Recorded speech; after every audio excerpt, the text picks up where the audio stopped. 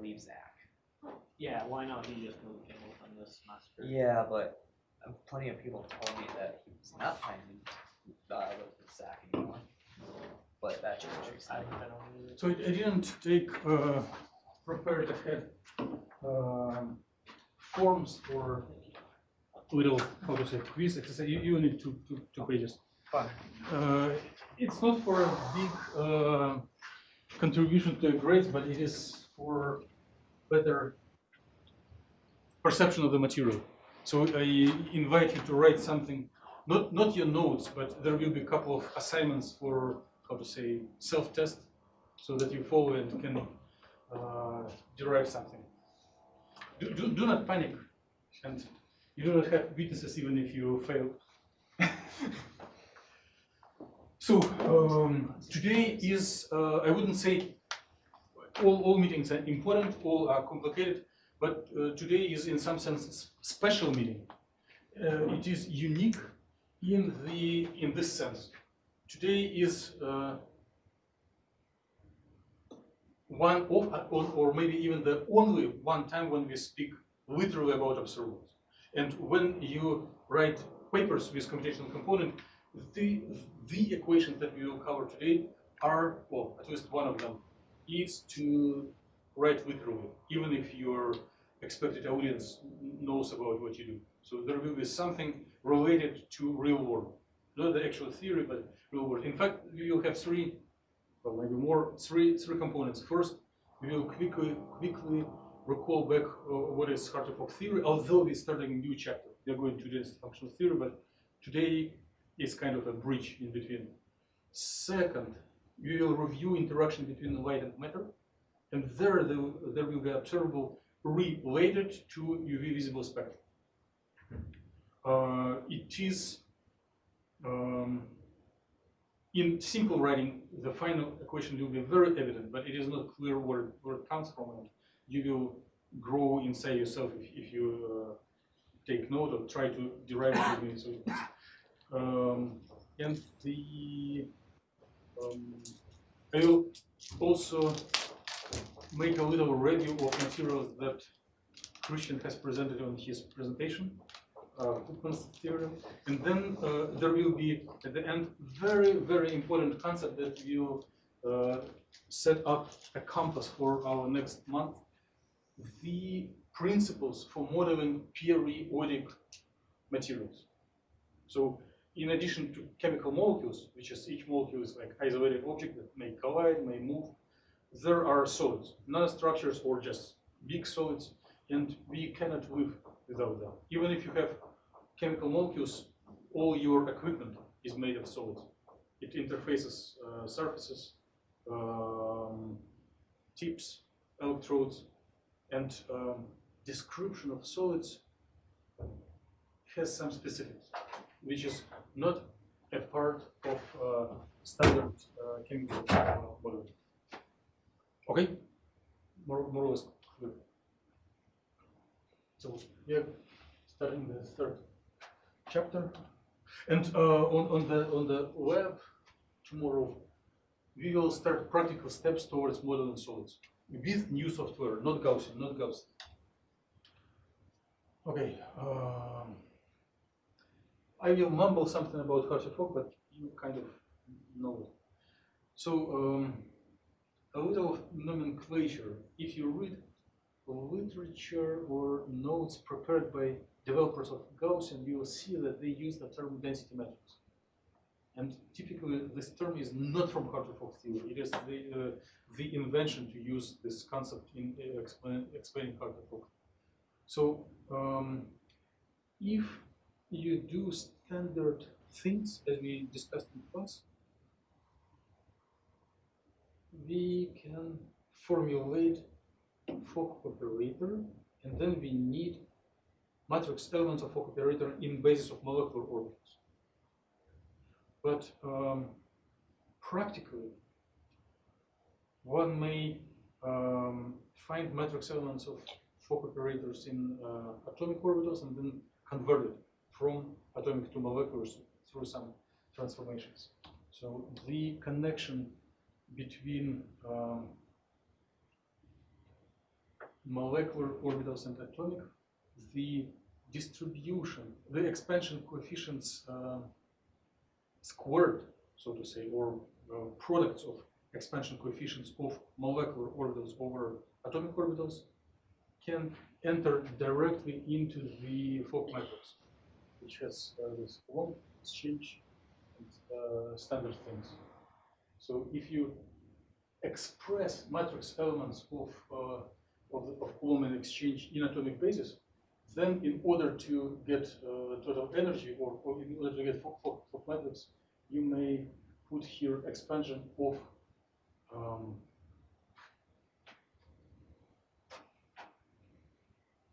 molecular orbitals over atomic orbitals. And in context of Hartree-Fock theory, one calls it density matrix. So we will never use it from now on. It is only if you feel confused reading papers or literature related to Gaussian software. We will use concept of density matrix, but in very, very different sense and context. Okay, so you are invited to take a piece of paper and try to fill something. This something is a flow chart of how Hartree-Fock algorithm works. And it doesn't matter how many steps you have here. So this intermediate boxes in flow chart can be put in one big box or two big boxes. But the main idea is that as the result, so please try to do it independently. To saving time, I will start. I will start doing it right away.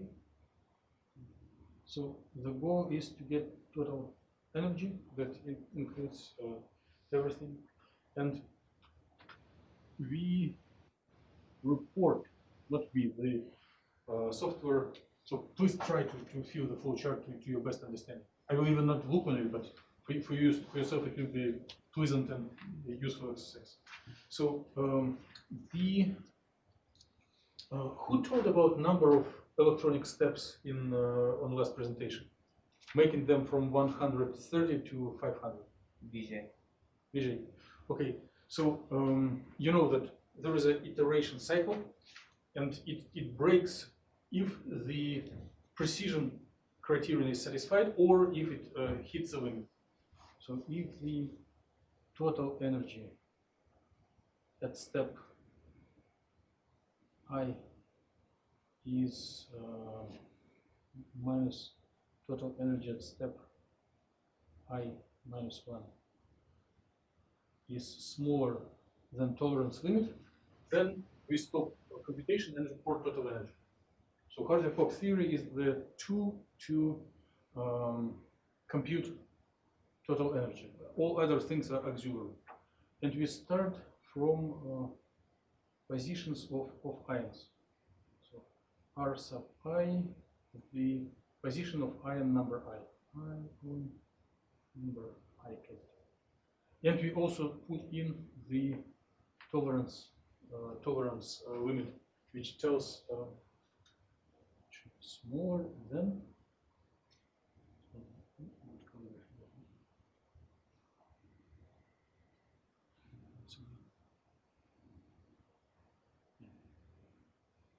smaller than epsilon tolerance. So right now we look on the Hartree-Fock as the black box. We start with position of atoms. The tolerance limit is hidden somewhere in software, and as a result, you get total energy.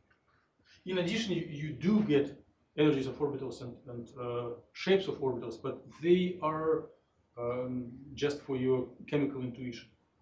Neither Hartree nor Fock promised that the orbitals will be available.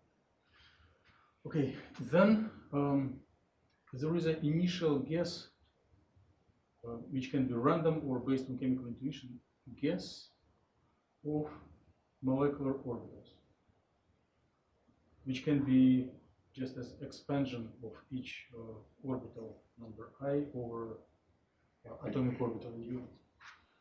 So one needs some random, no matter which, reasonable or unreasonable orbitals to start formulation of Fock matrix. Matrix.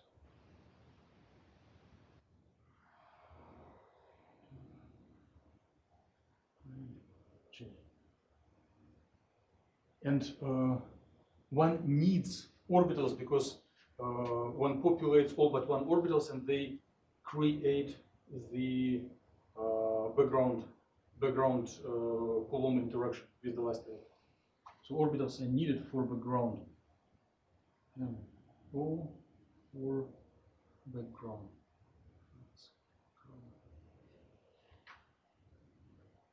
Then upon you do have your Fock matrix and you do have FAT for matrix. F times C equals epsilon.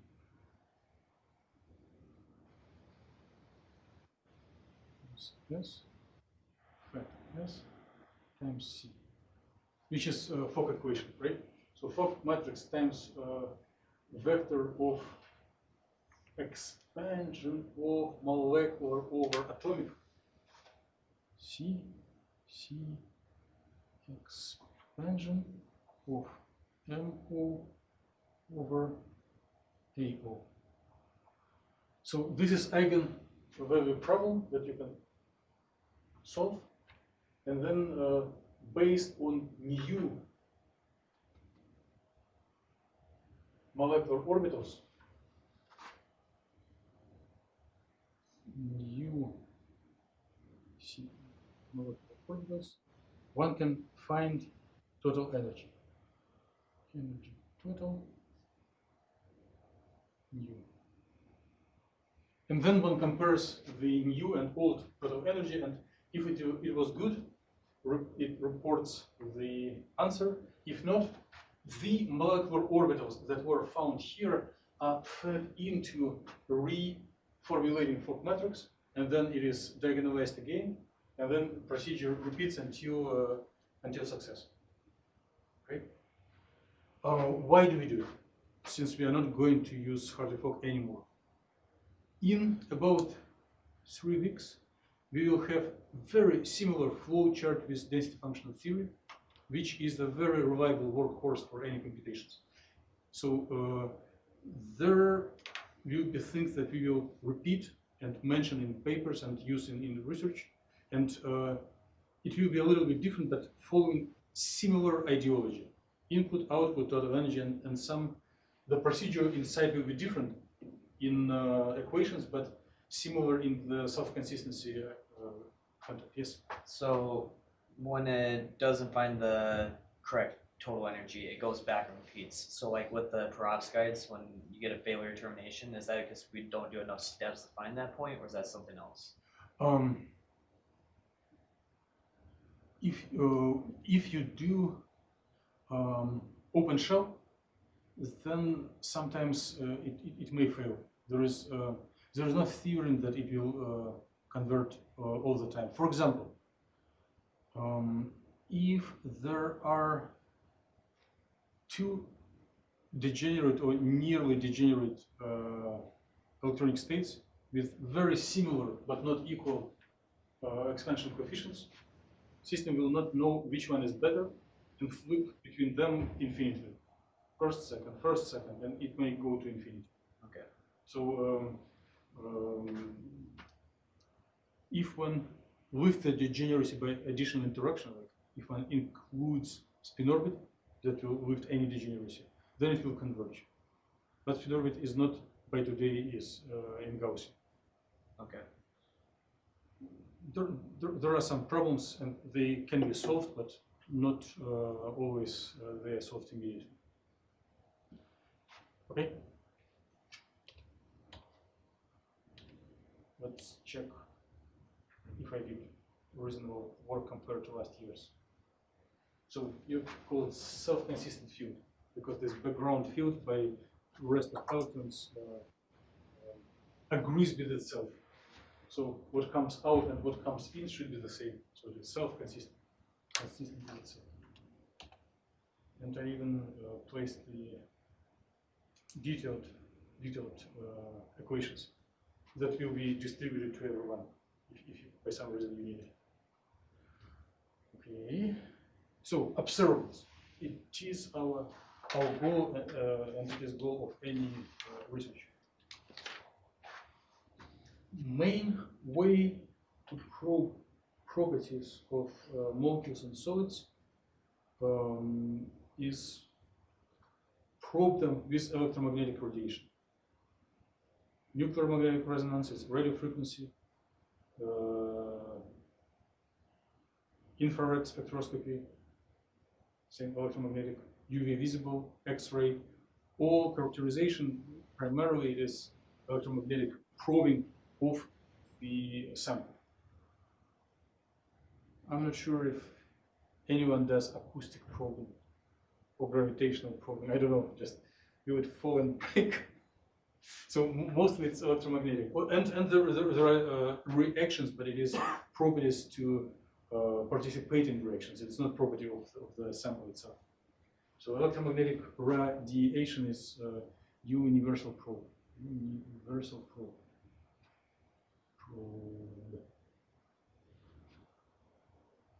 What is electromagnetic wave?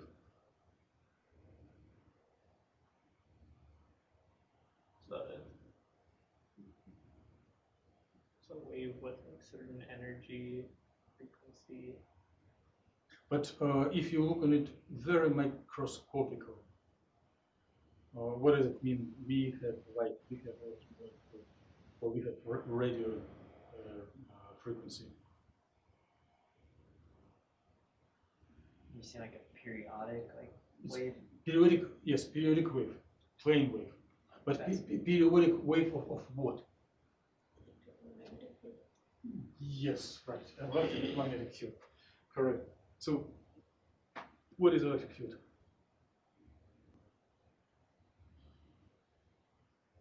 It's an important skill to find answer to questions even if you do not know the answer. It's a reason that makes a charged particle to move, right? So if you have an electron and you apply electric field, it gives it acceleration. And if it is so, it is static electric field. But in the light, it is not static; it's dynamic. It changes up and down, or left and right.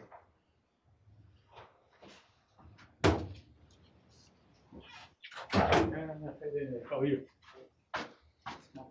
It's just empty papers, but you'll have a chance to practice some derivations. And maybe I will invite someone to read on the work. What is light? Question to Daniel. What is light? Yes.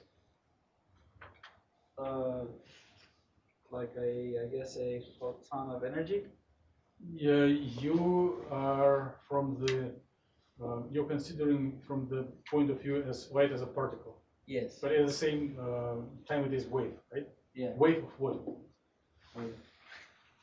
Wave of what? You said wave, right? Yes, but wave of what? It's not wave like of water on a. Wave of vibration. Vibration, same as wave, oscillation of some kind. But what does oscillate in electromagnetic?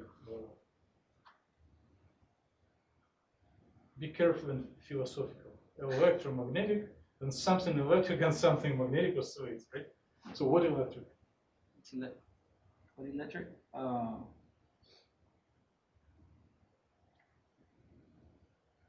Field? You know, electric strength of electric field that makes electrons to move, right? Yeah. Good. And it oscillates. So there will be something that each of you can do, but since it is so simple, I want to do it myself. So if you have, I don't know what I would put here, maybe space. Z, X, Y, Z.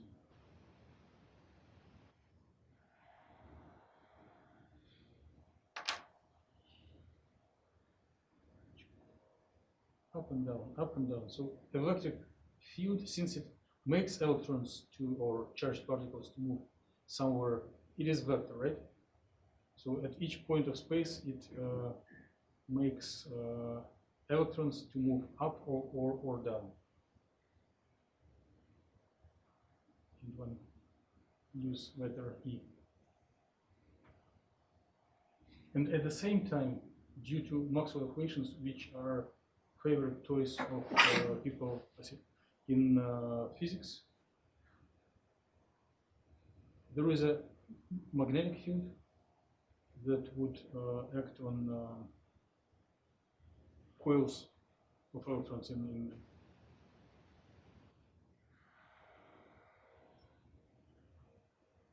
which is often denoted by letter E.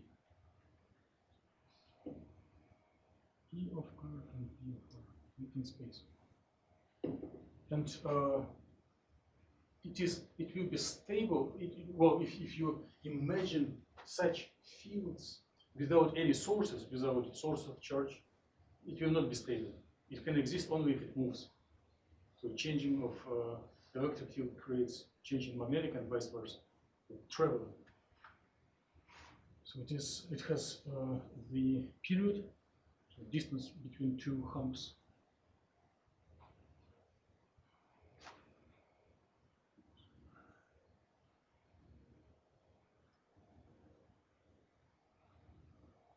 And it has period frequency in space. So at each time it moves forward, and if you point one point of space, it will be oscillating. Right? This drawing moves forward, and selected point of space, it will oscillate. Right? You saw this picture. It's nothing too much new.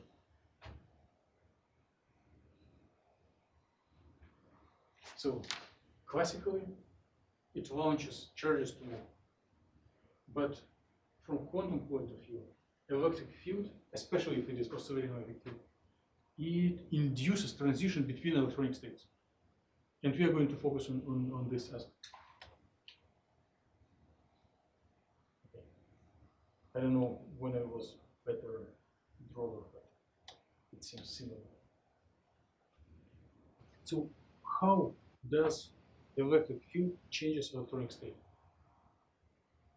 Just promotes up or down if it is in resonance with transition energy, right? So you have electronic states, and if it is in resonance, you will have a peak in the spectrum. From experimental point of view, from theoretical or computational point of view, any interaction is an additional term in Hamiltonian. Right?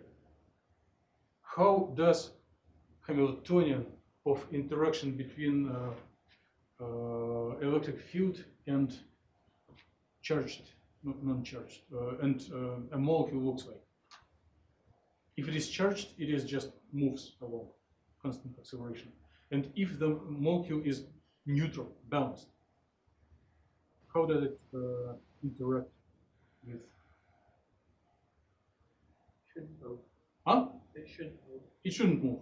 But if it is a polar molecule with a little plus and a little minus, and field will go at some angle, will the molecule be happy? So we have from plus to minus vector mu, and here we have vector E. So the molecule will not be happy. And it will not be happy until it rotates to stay collinear. Right? Oh, so like NMR kind of thing? Well, it is everywhere. Same as, in analog with magnetic, it is compass that wants to rotate. And same with electric field. If you have electric dipole and you have electric field, it will do something until it is, unless it is parallel and goes along. So here the dot is color product. So if they are not collinear, or if they are opposite directions, it will be increase in energy.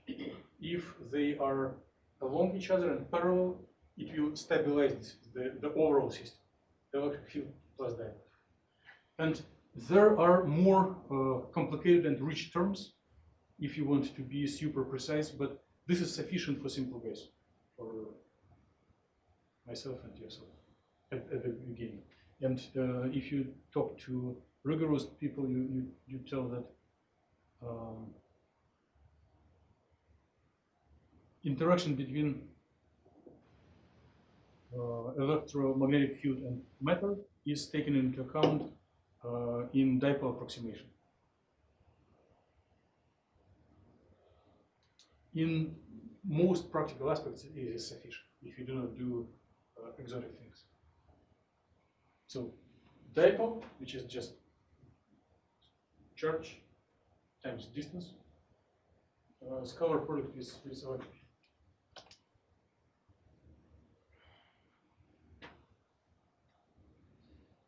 So if you have two charges, plus q minus q and distance between them r, then dipole vector, if it is space, it's amount of charge times the vector that connects. How does it change if, well, typically molecules consist of more than two charges. Two charges will be only for hydrogen atom, proton and electron. Everything else has more complicated structure.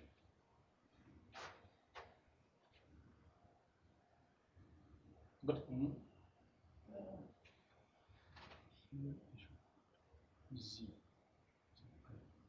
So we have ions located at position r sub I, as we started our course with. And they have their positive charge. And we have electrons, which we can count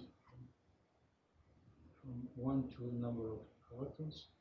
And here we start just from number of ions. So all electrons have elementary charge E, and all ions have their charge number from periodic table times elementary charge. And if we formulate dipole in this way, then it will be an operator of dipole, general for multi-electron, many particle system. So dipole operator.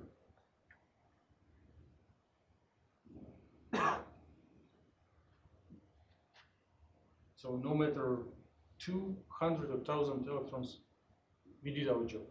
Right? Positive, negative, and distance between them. Now, we do want to model situation when we have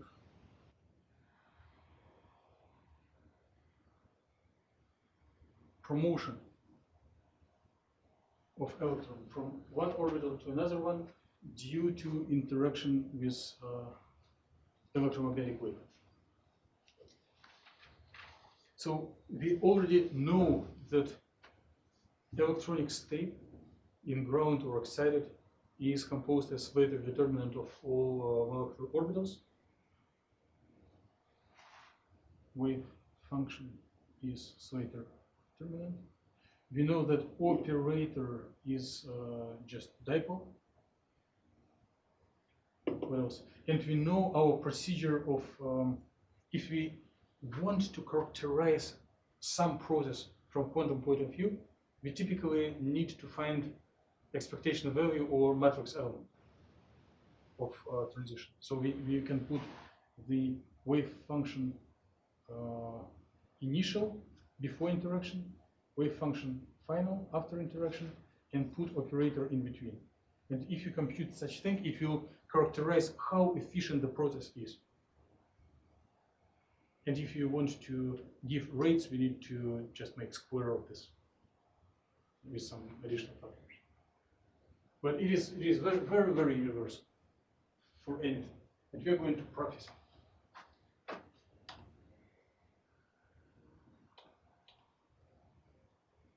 So you are educated people, you know about Slater determinants. But I am a lazy person. I will die if we do exercise of writing slated determinants again and again for initial and final. So just as an illustration, I will use Hartley products. So leave behind anti-symmetry, and just as an example, use Hartley product.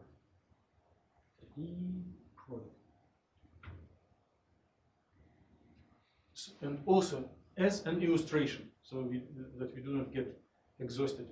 We are not going to look on the general, but look only on a system of 2 electrons. Forget about spins, just 2 orbitals, 2 electrons, and by light we promote electron from orbital number 2 to orbital number 3. Okay? Just a little experiment. So ions are not moving in this experiment, so we nail them down and remove them from quantum operator. So our quantum dipole operator will be position of electron 1, position of electron 2.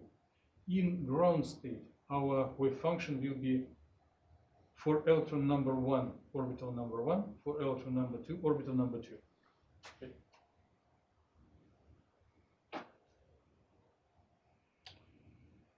If you have excited, then we keep electron number 1 in orbital number 1, and we move electron number 2 into orbital number 3. Okay? So it's still multi-electron wave function, but second electron jumped from second orbital to the third. And we do need to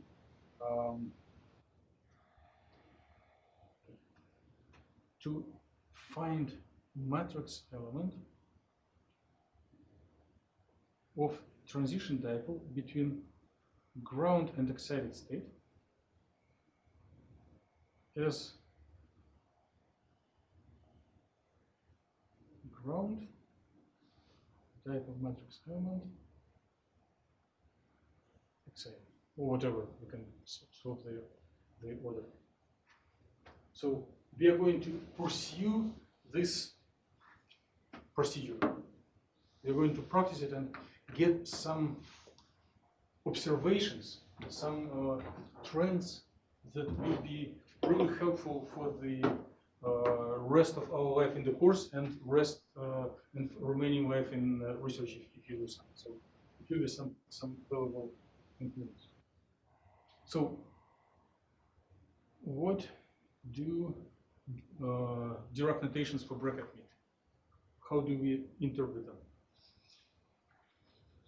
Means we integrate over all degrees of freedom, right? If you have Bryant cat, if you are in the representation of discrete vectors, it will be a scalar product. This, and if operator is a matrix, then row by column, row vector matrix, and then column vector. And if it is continuous functions, then this Dirac notation will be just integration. For mu, we agreed it will be just R1 plus R2, right? Just definition of dipole. And elementary charge is 1 if we are in atomic units. And phi ground, again, I'm just repeating, is phi 1 R1, phi 2 R2, and phi excited is phi 1 R1, phi 3 R2. So we're going to plug in these components into this expression and see what we will observe. So why are we doing this exercise? I'm not passionate enough to keep the intrigue, although it is very pleasant to do something boring. Like, oh, surprise! There are so important results. Let me tell it right away. multi-electron wave functions are unnatural for humans. They are boring, exhausting, long, and we cannot speak every day and write products or Slater determinants. We understand that they exist and they are right concepts, but they're not for humans for giving all tiny detail. And it will be very pity if the observables will depend on all multi-electron degrees of freedom. With next about 5 minutes of derivation, we will prove that instead of multi-electronic wave functions, multi-electronic transition dipole, the ability of a molecule to absorb light will depend only on properties of the orbitals that are involved in actual transition. So we will reduce this only to the properties of the starting and ending orbital. So right now, our multi-electron wave function is pretty simple, just product of two, but it can be product of 300,000, very complicated. But if we prove, or at least show, that properties of interaction between light and matter depend only on the last orbital that is involved in actual transition, the life will be so much easier. We can get a lot of intuitive understanding of how molecules act in response to the light. So we can have a glance on orbitals and immediately tell which of the orbitals will give larger peak into spectrum. So you will be like kings of optical properties of molecules with the information that we are going to go through. So we want to reduce optical properties, or analysis of optical properties, to the one electron picture instead of multi-electron, if possible. Ground, excited, transition dipole. And actually, after we plug everything in, I use maybe a little different notation, but it is the same. So integral dr1, integral dr2, it is from Dirac notation. We also need to do the stars for the left for complex conjugate, dipole operator in between, and we need initial and final states. So first term we say, second term same independent variable but different orbit. Okay, so what I invite you to do and what I will try to do myself is to take the same expression, recognize it, right? Take a blank piece of paper and try to just derive it, to go forward. You can not listen to me and do it independently. And I will give comments and try to derive it myself. So there will be two features, two properties that I'm going to use. So first, if the operator is a summation, then this big integral can be split also into two terms. First, where only one variable is used. Second, as a operator. And second term, when only the second variable is used. So split all integral onto two terms. Two integrals, two terms. Another property is that we assume that our orbitals are orthogonal. Orthogonal. So that integral over any variable can be 1, 2, or just r, phi I star r times phi j r will be 0 if I not equal j, will be 1 if I equal j, which means chronicle delta ij. So I'm going to use these two properties. So with this, the I'm just rewriting integral twice. First, integral dr1, integral dr2, phi 1 star phi 1 phi 2 star phi 2. Different colors we have. Times r1 phi 1 phi should be 3 here. It's very important. It's my type, but it should be 3. Otherwise, it will have no sense. Sorry for misleading you if you went too far in the relations. Phi 3 r2 plus there will be second term of the same nature but with different variable dr r1 dr2 phi 1 star r1 phi 2 star r2 times r2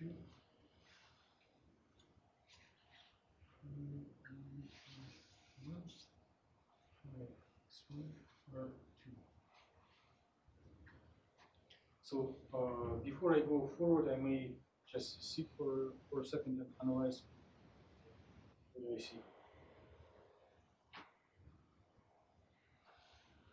So both terms include integration over 2 variables. But if you look on the first term only, we can see that there is a group of terms that depends on the variable r1. This first, the operator, and this second last. So they depend on r1. And there is another group of terms that depend on second variable, r2.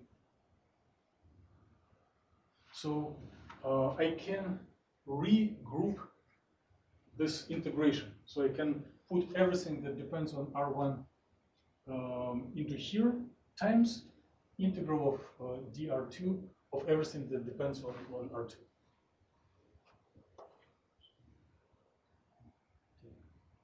This and this into here, and this, and this into integral of r1. So when I will go to the next slide, I will do it explicitly. But what do I expect from this operation? So in first term, there will be orbital, first order variable, and orbital again. In second term, there will be product of orbital number 2, orbital number 3, both depending on r2 integral, right? You follow? How does it relate to here? So it will be orbital number 2 and orbital number 3 integrated over the same variable. So different orbitals, they do not coincide. So it will be 0. And then we do not, it doesn't matter what will be here. We just do not need to take this, the first integral, because it will be 0 anyway. And similar trick can be applied, so first term will be 0. And then we need to process only the second integral. Please try to derive, because I'm mumbling something, you can be much quicker. If you look sharply, you can get answer. And if you do, just lift your hand and let me know.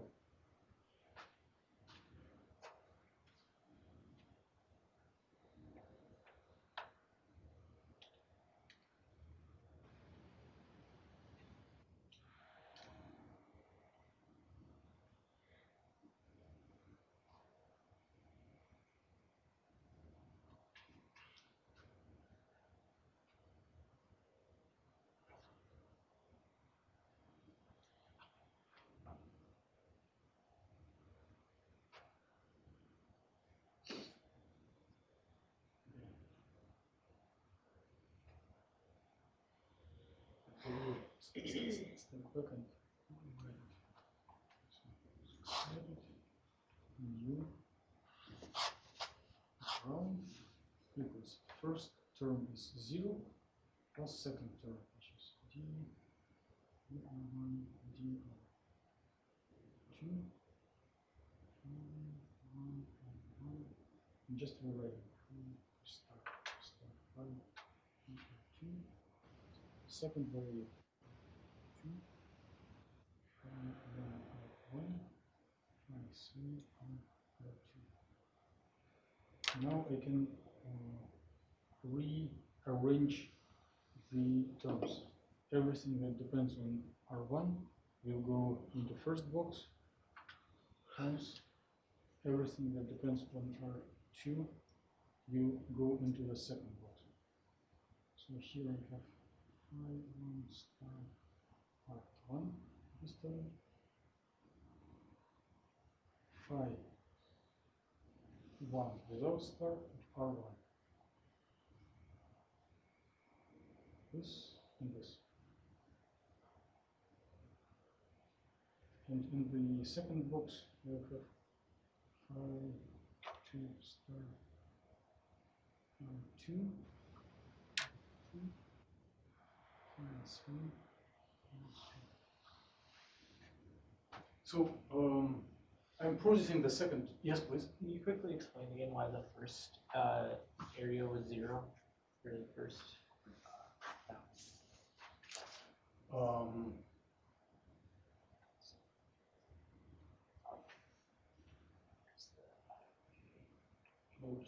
Explains that.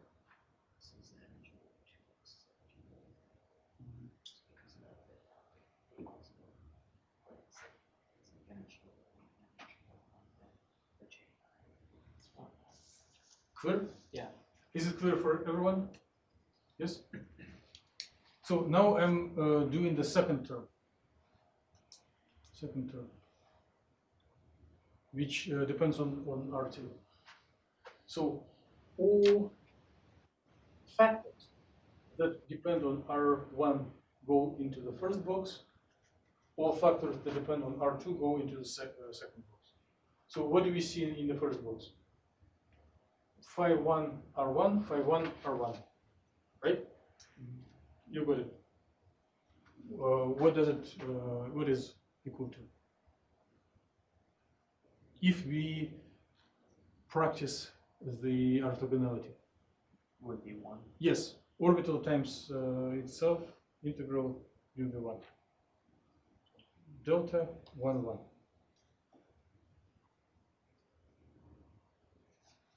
So we kind of cancel and tell that overall matrix element of mu between xi and ground equals only to the second factor. So orbital where we start from, orbital where we end from, depending on the integration variable. And since we integrate over this variable, it doesn't matter how we call it. We can call it W or something exotic. It doesn't matter. It disappears after integration. So independent variable, independent variable, independent variable, integral, different orbitals. So probably I will wrap it up in different terms, but the idea is here. For the multi-electron function, ability of a molecule to interact with light depends on the one electron matrix element between original and final orbitals involved in the transition. Okay? So one quantum, one photon induced transition from one orbital to another. One photon, one transition. And what can we see? If the orbitals are phi1 or phi2 and phi3. So if the molecule is big something, but the orbitals are localized in different spatial areas. If they do not overlap, then the matrix element of interaction with light will be 0, right? So you can look on two orbitals, like HOMO and LUMA, and if you see that they are offset by space too far, you can tell this will be a dark state. It will not participate in any optical activity without doing any spectrum, just from orbitals. So they need at least to share some overlap region. To share, and this is important property. So we got that first disappears, this gets into 1, and this the only method. Same idea. Orbital 2 times orbital 3. So multi-electron observables can be represented in terms of 1 electron matrix elements. Even if you do have advanced computer code that does matrix elements in many electron bases, sometimes you can do something very quick analysis yourself based on this problem. So you can intuitively analyze and predict properties of materials with the skills that you have now. Even if you stop course right now, you already can do something really valuable for interpreting experiment. Enough. I think I was trying to repeat it again and again. Okay, so I didn't show the Koopmans. I will show it at the end. I will not forget Christian and Koopmans and the theorem. But you don't need to live literally at noon. You have a little time, right? Okay, so we are starting very, very new chapter. If you were exposed to physics research or physics courses, it will be not so challenging, but if for all your life before now you were doing only molecules, it will be, you all will do it. It's not challenging for intellectual abilities, but it will be new. You need to reorient the way you think. So, crystals, what are they? From microscopic point of view. An organized arrangement of molecules. Organized, yes. It means that you can take a small fraction that repeats again and again.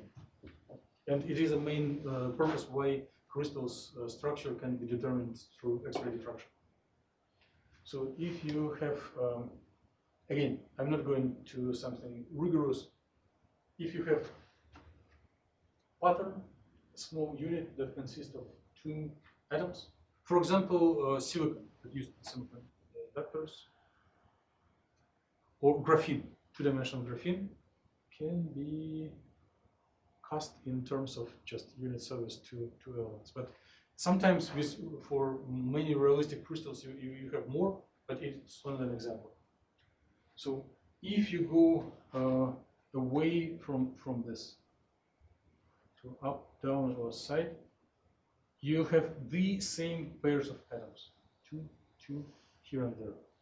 But it doesn't mean that in your atomistic model you need to have all of them. If you take into account interaction with neighbors that are over the wall, you can practice very small models. You just need to take into account the interaction with replicas. What are the, how do we treat this system? So first, we do have positions of these atoms by distance from origin, right? And then you do have size of your unit cell, let's call it vector A.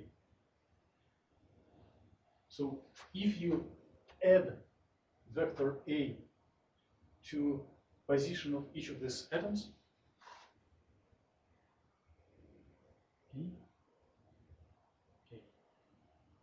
you will get 2 new vectors, R1 plus A, R2 plus A. So this will be positions of your replicas in new periodic model. So this doesn't sound offensive to you. If you go to the next one, you have R1 plus 2A, vector addition. Okay? R2 plus 2A. Or minus, you can go up and down. I don't know how to smartly describe it, but if you've got the idea, you don't need it. Just adding the unit cell vector. So vector several times, you can get coordinates of atoms of ions in each replicas of the model. Okay. Practically, let me focus. I'm jumping too far ahead, but let me focus your attention right now. If you take the last atom in first replica, and first atom in second replica, there is an offset, there is an empty space, vacuum between them. You need to leave space that allows some empty space for chemical bond. If you do not leave, if you want to smash them into each other, it may lead to atoms from one replica to another replica to smash into each other and give infinitely high energy and explode everything. Well, computational explosion is not dangerous, but it will be unrealistic. This will be main message of Wednesday lab. So we will learn how to add vacuum in a wise way for the models.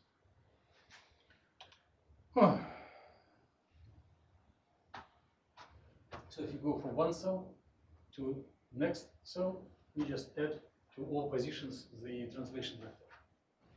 And if you are moving by so many, 1, 2, 3, several integer number of units, atoms will be the same, their mutual positions will be the same, therefore potential, attraction potential, how ions attract electrons will also be the same. So the potential in the cell that is far away will be the same as the potential of attracting between nucleus and electrons in the parent cell. Parent cell. Okay. There is a theorem that tells how this property of potential reflects on the properties of electronic wave function.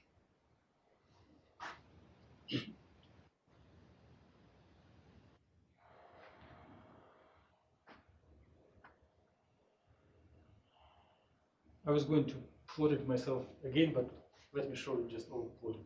So potential means that at each nuclei you have attractive potential.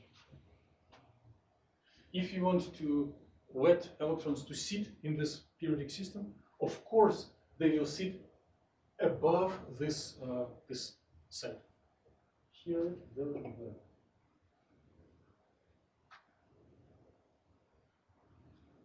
But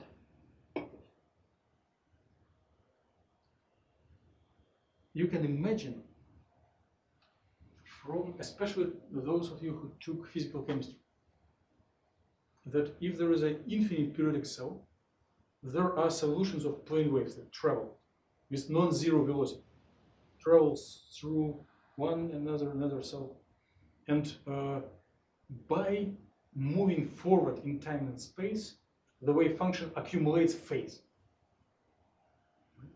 So if you compare part of wave function at each of the unit cells, the shape of the electron density will be the same, but in addition, it will accumulate phase proportional to the distance to this cell. So number of unit cell vectors times size of this vector. So the phi of R plus n A will be the same as wave function at parent unit cell times exponential times I vector k times NA. So there will be phase factor. Right now it tells us nothing, but later on it will be related to ability of electrons and holes move with specific velocities across the cells. So this property of wave function, the accumulation of phase while moving from one unit cell to another, is referred to Felix Bloch. His name, you will meet his name again when you will deal with in details with nuclear magnetic resonance. So he was acting in different directions.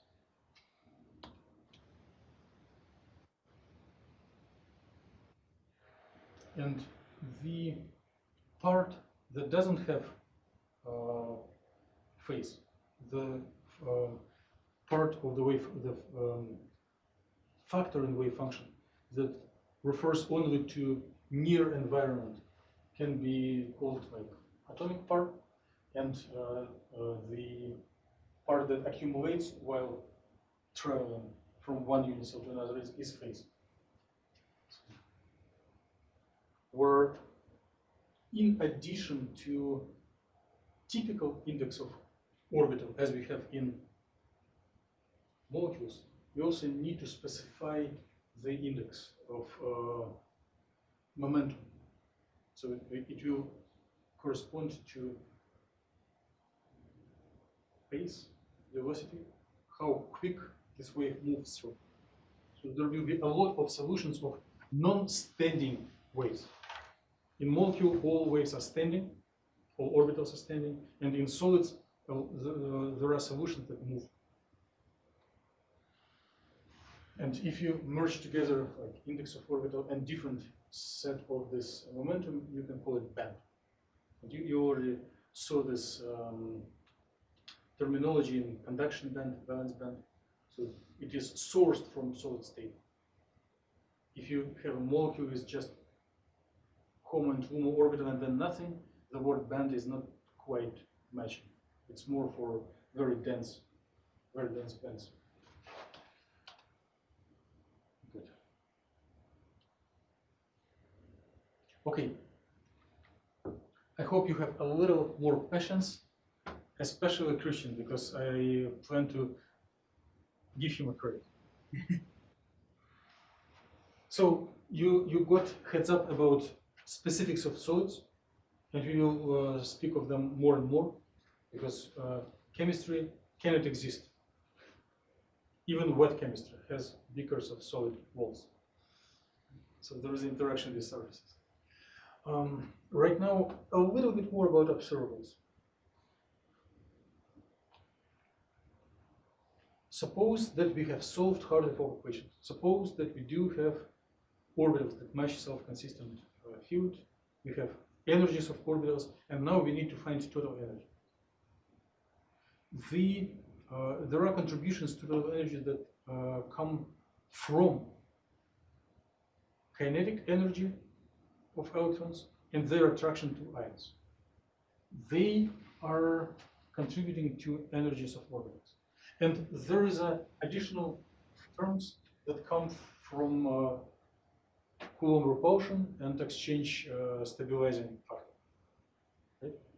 So total energy includes adding together energies of all occupied molecular orbitals and Coulomb electron-electron interactions of all occupied orbitals. So therefore there are two indices.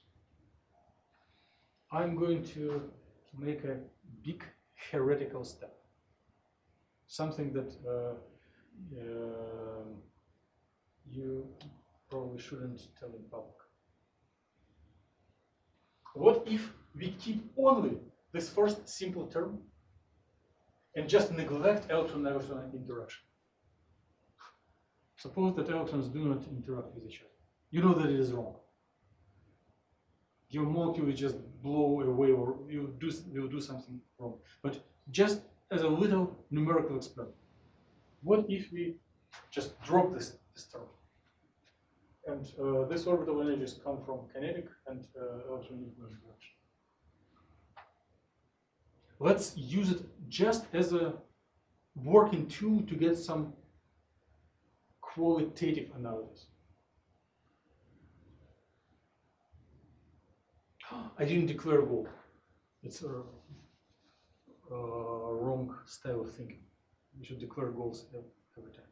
So the goal is to compare stability, energetics of neutral molecules, cations, and anions. You know, cation when you remove electron, anion when you contribute electron, and compare their total energies. So if you go from between neutral cation and anion, your highest occupied will change. If it is cation, you have HOMO by one less, just subtract one. If you have anion, you run the summation to higher, more terms. And same for this, but we are dropping. So this is wrong. But formally, it does depend on number of electrons. So if you change number of electrons, total energy will change. This statement is correct.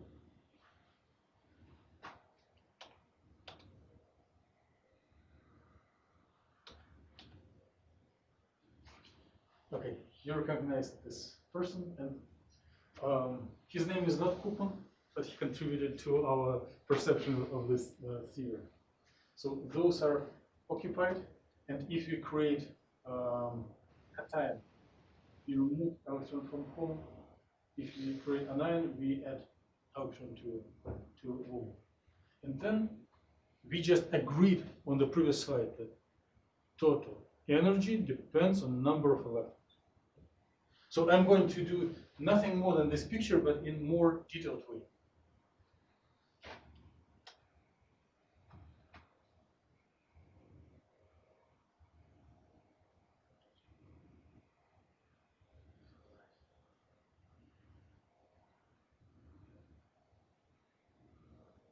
Up, down, up, down, up, down, up, down, up, down, up, down, up, down, up, down, up, down, up. Up, down, up, down, up, down, up, down, up, down. One more up.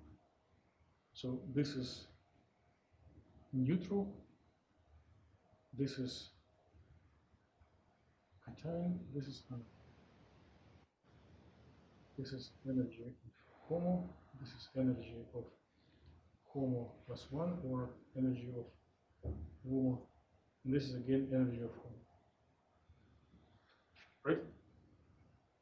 So if we agree this wrong step, approximate step of dropping electron interaction, then we will obtain total energy as summation of orbital energies of all occupied orbitals, right?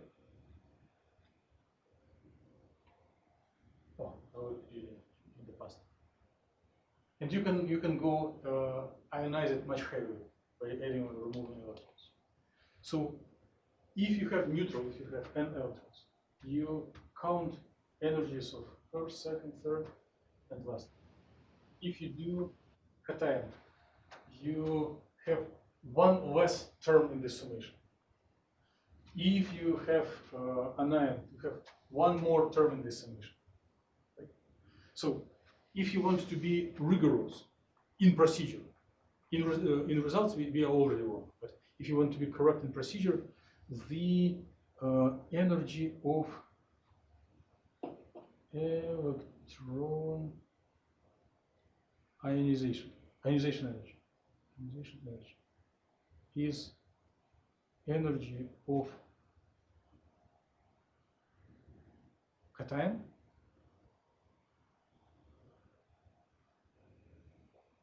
minus energy of neutral.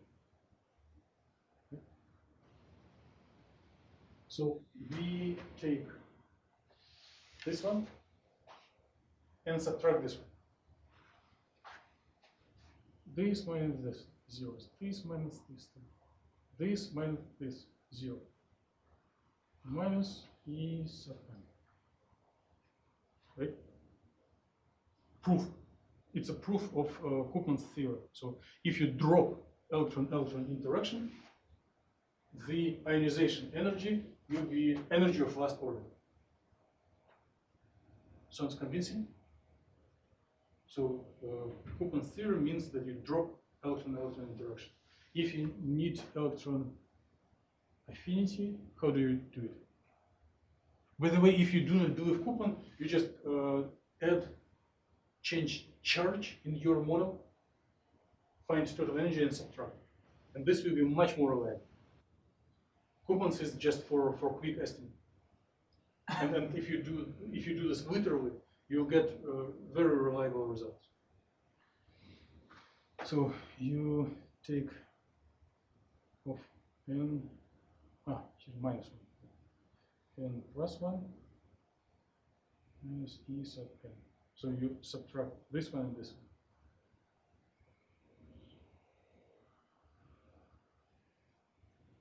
E1 minus E1, 0, E2 minus E2, 0, En minus 1, En minus 1, 0, En, 0, you get En plus 1. So energy of LUMO. So energy of LUMO is electron affinity. Convincing? This is. Do you have anything else? Yes. Energy HOMO, energy LUMO, and my favorite slide. Thank you for your patience. So I was debating to collect or leave with you, but probably leave with you your derivations. So the equation for matrix element of transition dipole for optically induced transition is something that is you shouldn't be ashamed to put in the methodology of your research papers. Okay, I'll stay here to answer any questions, but meeting is done.